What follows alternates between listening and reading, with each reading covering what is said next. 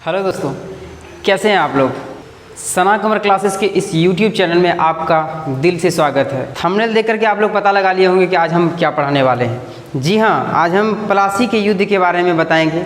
ये युद्ध लड़ी कब गई थी, कहाँ पर लड़ी गई थी, किनके बीच क्या परिणाम निकला था, किनकी हार या जीत हुई थी, इनके बारे में आज हम लोग डिस्कस करेंगे। यानी पूर्णतः आज इसके बारे में पढ़ेंगे। लेकिन उससे पहले हम आपको एक बात बताएंगे कि पिछले कुछ वीडियो में आप लोगों ने इतना प्यार दिया, इसके लिए फिर से एक बार हम धन्यवाद आप लोगों को कहना चाहेंगे। तो चलिए बिना देरी किए हुए हम इसको स्टार्ट करते हैं। प्लासी का युद्ध लड़ी कब गई थी, सबसे पहले ये जान लेते हैं। प्लासी का युद्ध 1757 ईस्वी में लड़ी गई थी, 1757 ईस्वी में। अब देखिए यहाँ पर ये है प्लासी, क्या यही है असली शब्द?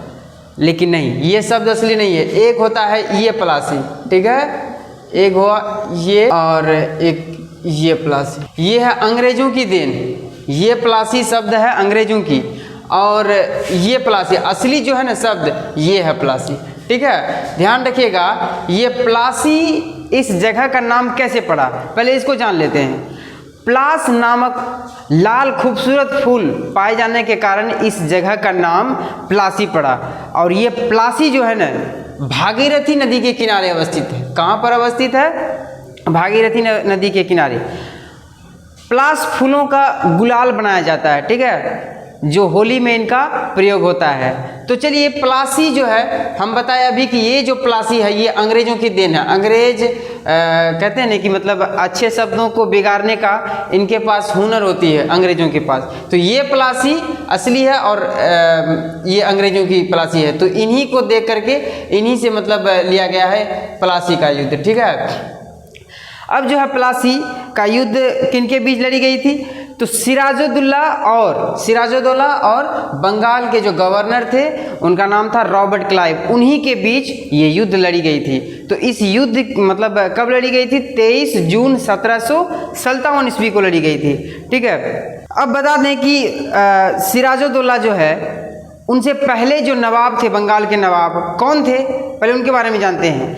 1740 ईस्वी में गिरिया के युद्ध में बंगाल के 1740 ईस्वी में गिरिया के युद्ध में बिहार के सर सूबेदार अलीवर्दी खान ने सरफराज को हरा करके, यानी सरफराज को मार करके बंगाल का अगला नवाब बना, ठीक है। अब ये जो है अलीवर्दी खान, ये इतने शक्तिशाली थे। बता दें कि ये बंगाल के जो नवाब अलीवर्दी खान है, ये पहले ऐसे नवाब हुए जो मुग़ल सम्राट औरंगजेब यानी मुग़ल सम्राट को अपना भू राजस्व है देना बंद कर दिए। याद रखिएगा इस बात को, काफ़ी इंपॉर्टेंट फैक्ट है। तो ध्यान रखिएगा दोस्तों, अलीवर्दी खान ऐसे शक्तिशाली शासक हुए जिन्होंने मुग़ल सम्राट को अब भू राजस्व देना बंद कर दिया। जिस प्रकार अगर हम अभी मान के चलते हैं, प्राइम मिनिस्टर है यानी प्रधानमंत्री है, पूरे भारत का शासन क्षेत्र वही कवर करते हैं, तो बहुत सारे ऐसे हैं जो उनको टैक्स देना पड़ता है। लेकिन ये बंगाल के गवर्नर, बंगाल के जो नवाब थे अलीवर्दी खान, इन्होंने मुग़ल सम्राट को जो थे मतलब उन्होंने बंद कर दिया, क्या देना? भू राजस्व देना। तो ध्यान रखिएगा, इनकी मृत्यु 1756 ईस्वी में हो गई। कब हुई इनकी मृत्यु? 1756 ईस्वी में। उसके बाद इसका जो अगला नवाब बना और इसका जो उत्तराधिकारी बना सिराजुद्दौला। सिराजुद्दौला जो है वो अलीवर्दी खान के दामाद है, ठीक है। और ये भी धीरे धीरे अपने शासन क्षेत्र में इतने समृद्धिशाली, इतने शक्तिशाली बन गए कि इनके समय में, यानी इनसे भी अब कंपनी जो है दोस्तों, हम आपको एक शब्द बताएं, जैसे कंपनी की जो भारत में जो आगमन हुई ना, कैसे हुई, इनके साथ क्या मतलब इन कंपनियों के साथ क्या परेशानी थी, क्या मतलब चुनौतियाँ थी, और इन चुनौतियों का सामना करके भारत में इतने बड़े सम्राट, इतने बड़े साम्राज्य कैसे खड़ा कर लिए, इनके बारे में हम किसी अगले क्लास में बताएंगे। लेकिन फिलहाल हम कंपनी के बारे में आप लोग समझ लीजिए कि कंपनी एक व्यापार करने की जरिया है, ठीक है, जो कि अंग्रेज करते थे, ठीक, उन्हीं के बारे में हम बताते हैं। तो कंपनी के जो गवर्नर थे वो रॉबर्ट क्लाइव, ठीक है, रॉबर्ट क्लाइव और सिराजुद्दौला के बीच तनातनी चल रहे थे उस समय। कैसे, चले बताते हैं उन्हीं के बारे में। दोस्तों हम यहाँ बताएंगे कि ये प्लासी युद्ध लड़ने की लड़ने का कारण क्या था, इनके बीच क्या कारण था। तो चलिए पहले कारण जान लेते हैं। कंपनी के जो अधिकारी थे, कंपनी के जो कर्मचारी थे, मतलब अधिकारी जो थे, वो क्या चाहते थे बंगाल के नवाब से कि हमें उचित दर पर हमें छूट मिली, रियायत मिले, किलेबंदी का निर्माण कराने को मिले। लेकिन नवाब इन बातों से खुश नहीं थे। नवाब क्या चाहते थे कि न इनको रियायत देंगे, न छूट देंगे इनको, और इसको कंपनी को अधिकार देने के बदले इनसे नजराने मांगने लगे, टैक्स मांगने लगे, इनसे भू राजस्व मांगने लगे, सिक्के ढालने के लिए मना कर दिए गए, और यहाँ तक कि जो किलेबंदी थे उनको रोकने के लिए कह दिए गए कि जो आप किलेबंदी कर रहे हैं उनको रोक दीजिए। और यहाँ तक उन पर आरोप भी लगा दिए। क्या आरोप लगाए कि आप जो है बंगाल सरकार को आप टैक्स नहीं देने की वजह से यहाँ की जो वसूली, यानी बंगाल सरकार की जो वसूली है धीरे धीरे कम होती जा रही है। ये आरोप लगा दिए बंगाल, मतलब गवर्नर जो कंपनी जो थे उन पर आरोप लगा दिए। तो इससे कंपनी जो है नाराज हो गए कि हमको उचित दर पर छूट नहीं मिल रही है, हमें इनके नवाब जो है हम लोग जो चाहते हैं वो नवाब नहीं कर रहे हैं। लेकिन ध्यान रखिएगा दोस्तों, ये नवाब जो थे ना सिराजुद्दौला, इनको पता थी, ये बात पता थी कि आगे चल करके ये कंपनी जो है ना आगे चल करके हम ही लोगों पर शासन करने लगेगा। इस बात को उनको भय था। इसीलिए कंपनी के जो ये जो नवाब जो थे ये चाहते थे कि यहाँ पर ये तरक्की न करे, बंगाल के जो कंपनी जो है यहाँ पर हमारे भारत में तरक्की न करे। इस बात से उनको भय था। तो इस बात से लेकर के अंग्रेज कंपनी जो थे नाराज हो गए। अब वो उनके दिमाग में एक बात उत्पन्न हुई कि अब इसको जो है इनके प्रतिद्वंदी को अब खड़ा कर दिया जाए। इनको ये जो नवाब जो भी सिराजुद्दौला है इसको हटा करके इसके एक ऐसा कठपुतली नवाब हम इसके सामने खड़ा कर दें कि इन्हीं के यानी हमारे इशारे पर ये चले। देखिए कठपुतली का अर्थ होता है एक पुतला होता है, ठीक है दोस्तों। कठपुतली धागे उसमें एक धागे लगा होता है, और धागे को जैसे जैसे आप धागे को कीजिएगा वैसे वो कठपुतली वैसे वो नाचेंगे, ठीक है। इसीलिए किसी व्यक्ति का जब मजाक उड़ाया जाता है ना तो इन शब्दों का प्रयोग किया जाता है, कठपुतली, ठीक है। तो क्या चाहते थे बंगाल के जो कंपनी के जो अधिकारी क्या कहते थे कि इनके जो ये है प्रतिद्वंदी है खड़ा करके इनको हटा दें।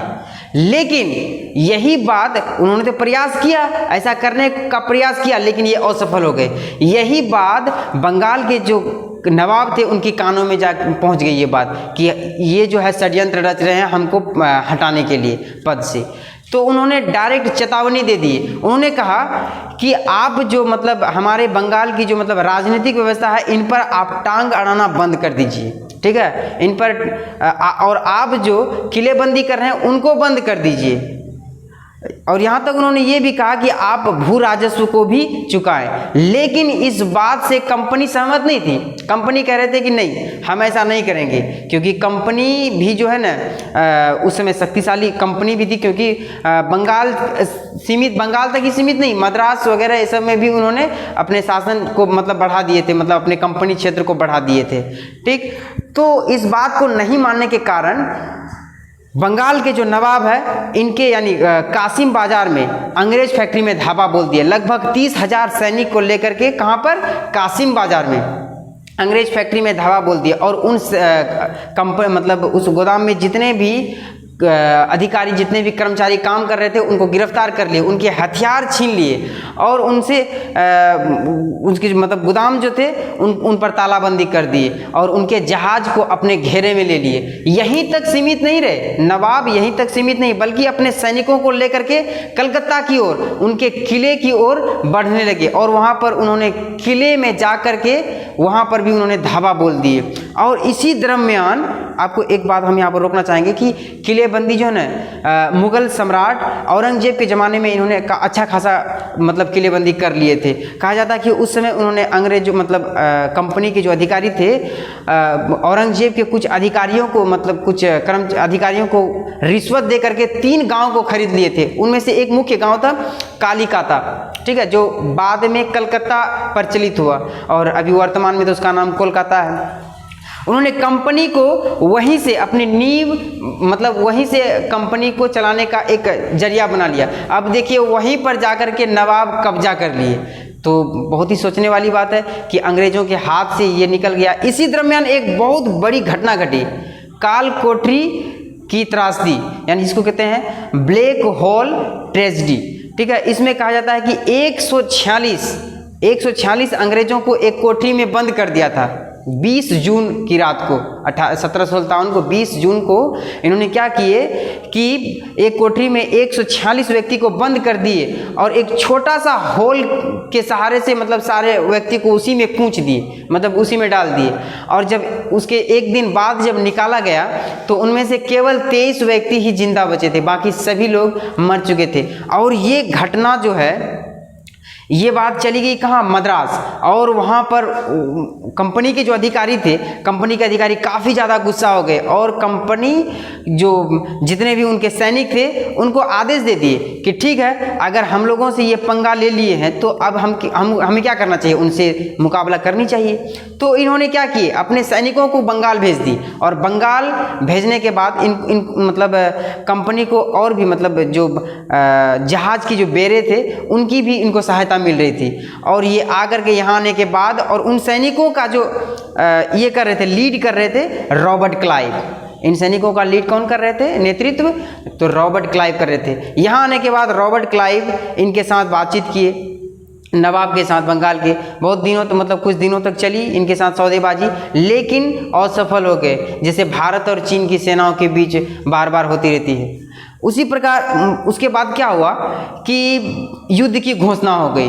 कब हुई, 23 जून 1757 ईस्वी में। और इस युद्ध में सिराजुद्दौला की ज़बरदस्त हार हुई।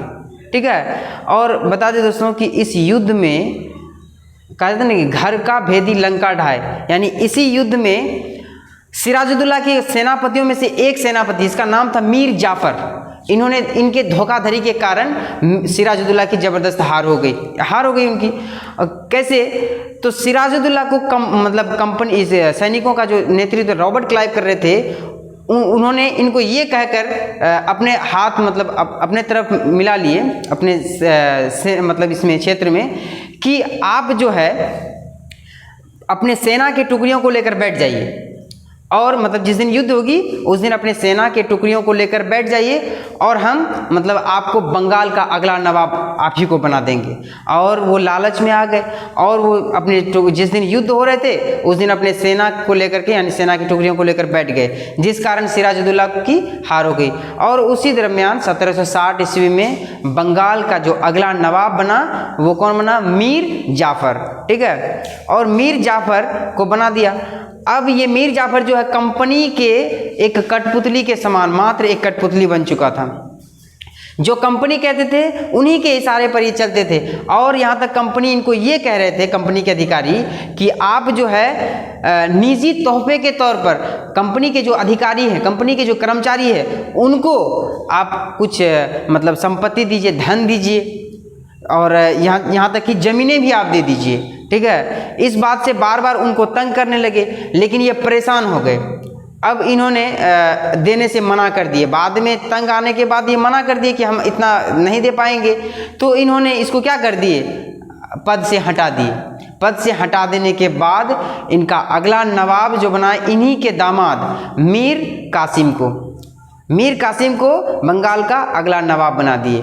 अब मीर कासिम जो है, इन्होंने अपने जो राजधानी है मुंगेर स्थानांतरित कर दिए, मुंगेर स्थानांतरित कर दिए। मुर्शिदाबाद से कहाँ, मुंगेर स्थानांतरित कर दिए। और जो है ये जानते थे कि जिस प्रकार मीर जाफर के साथ हुई वो मेरे साथ न हो, तो ये थोड़ा बुद्धिमान निकला। लेकिन कंपनी को पता चल गया कि ये हम मतलब हमारे सहारे से, मतलब हमारे इशारे पर ये नहीं चल रहे हैं। इन्होंने इसके साथ भी युद्ध करने की घोषणा कर दी। तो दोस्तों बता दें कि इनके साथ जो युद्ध हुई वो युद्ध का नाम था बक्सर का युद्ध। 1764 ईस्वी में बक्सर का युद्ध हुआ।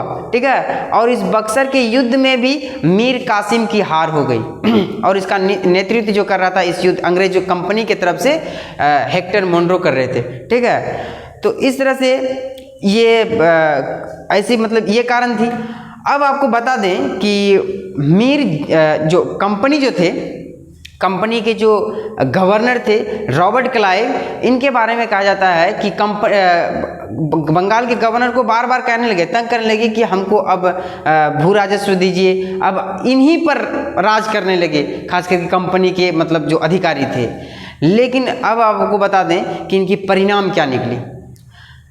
उस समय तक यानी इस युद्ध के बाद रॉबर्ट क्लाइव के पास इतनी संपत्ति हो चुकी थी कि जब ये यहाँ से गए थे 1767 ईस्वी में, इनके पास संपत्ति जानते हैं कितने थे? 4,01,102 पौंड के बराबर इसकी संपत्ति थी जब ये यहाँ से अपने स्वदेश लौटे थे। तो बक्सर के युद्ध में मीर कासिम की हार हो गई। ठीक है, बक्सर का युद्ध कब हुआ था? तो बक्सर का युद्ध जो हुआ था ना 1764 ईस्वी में। याद रखिएगा, हम लोग पढ़ रहे थे क्या प्लासी का युद्ध, लेकिन बक्सर का युद्ध बीच में आ जाने के बाद हम इसको इसीलिए बता दिए क्योंकि कंफ्यूजन ना हो। ठीक है, ये बक्सर का युद्ध कब हुआ था? 1764 ईस्वी में। किसकी हार हुई थी? तो मीर कासिम की। किसके नेतृत्व में? अंग्रेज कंपनी के जो नेतृत्व कर रहे थे अंग्रेज कंपनी की तरफ से, कौन? तो हेक्टर मोनरो। ठीक है, उन्हीं के द्वारा मतलब ये बक्सर के युद्ध में मीर कासिम की हार हो गई। अब आपको बता दें यहाँ पर कि एक तो प्लासी युद्ध में उनकी जीत हुई, दूसरा बक्सर का युद्ध में। ये दोनों युद्ध जीतने के बाद जो अंग्रेज थे उनकी जो मोराल थी ना, उनकी जो 7वें आसमान पर थी उनकी मोराल। ठीक है, उनकी जो हौसला जो अंग्रेजों की थी वो 7वें आसमान पर। क्यों? क्योंकि वो 2 युद्ध जीत चुके थे। प्लासी का युद्ध में सिराजुद्दौला इतने बड़े शक्तिशाली शासक को, इतने शक्तिशाली नवाब को हरा दिए। फिर बक्सर के युद्ध में मीर कासिम को हरा दिए। तो जाहिर सी बात है कि वो काफ़ी ज़्यादा खुश होंगे। अब जो है इन दोनों युद्ध के बाद कंपनी के अधिकारी से लेकर के उनके जो मतलब गवर्नर थे, भारत में इतनी संपत्ति एकत्रित कर ली थी कि ये जो है मतलब सबसे पहले इसके बारे में बताएंगे कि रॉबर्ट क्लाइव ये जब अपने स्वदेश लौटे थे 1767 ईस्वी में, तो इनकी संपत्ति लगभग 4,01,102 पौंड के बराबर थी। और इन पर वहाँ के जो शासक थे इन पर भ्रष्टाचार का आरोप लगा दिए और ये कहकर मतलब कह दिया कि गवर्नर हो करके मतलब वहाँ पर तुमको इतने ये कार्य सौंपा गया, इतनी संपत्ति तुम्हारे पास आया कैसे? लेकिन 1772 ईस्वी में इन्होंने अपनी सफाई दी, लेकिन फिर भी इनको वहाँ के जो शासक थे, वहाँ की जो कोर्ट थी, इनको क्या कर दिए? रॉबर्ट क्लाइव को वहाँ पर बरी कर दी गई। लेकिन फिर भी इनकी मृत्यु 1774 ईस्वी में हो गई, यानी ये सुसाइड कर लिए। कब? तो 1774 ईस्वी में। अब आपको बता दें दोस्तों, इन्होंने रॉबर्ट क्लाइव जो थे प्लासी के युद्ध के साथ साथ बक्सर का युद्ध मतलब हेक्टर मोनरो तो ऐसे थे लेकिन उनको नेतृत्व करने के लिए दिए थे, लेकिन गवर्नर तो रॉबर्ट क्लाइव ही थे। लेकिन इन्होंने भारत के लिए आने वाले अपनी कंपनी के लिए, या चाहे कह सकते हैं तो मतलब गवर्नर जनरल के लिए या फिर वायसराय के लिए बहुत बड़ा काम करके यहाँ से वो चले गए थे। ठीक है, एक दिलचस्प की बात यह है कि रॉबर्ट क्लाइव जो है उनको दूसरे कार्यकाल के लिए गवर्नर बनाया गया था। इसलिए बनाया गया था क्योंकि कंपनी के अंदर जितने भी भ्रष्टाचार हैं उनको समाप्त कर दी जाए। लेकिन वो इतने बड़े भ्रष्टाचारी निकले कि उनकी संपत्ति लगभग 4,01,102 पौंड के बराबर थी। ठीक है, तो ये है उनकी नीति। ठीक है, तो ये है प्लासी का युद्ध और ये बक्सर का युद्ध। याद रखिएगा दोस्तों, बक्सर और प्लासी का युद्ध ही अंग्रेजों की जो है ना तख्ता पलट, मतलब अंग्रेज जो है मतलब इन्हीं 2 युद्ध से ही अपने मतलब भारत में छवि बना ली थी, भारत में आने वाले फ्यूचर बना लिए थे। सारे मतलब जितने भी गवर्नर आए उनका रास्ता साफ कर दिए। ठीक है, तो ये है रॉबर्ट क्लाइव की नीति। तो चलिए दोस्तों, वीडियो आपको अगर अच्छी लगी होगी तो लाइक कीजिएगा। फिर नेक्स्ट क्लास में मिलते हैं। इनके बारे में हम नेक्स्ट क्लास में इनके जो मुख्य फैक्ट हैं, फैक्ट को इसको लिखाएंगे। तो तब तक के लिए आज्ञा दीजिए। जय हिंद।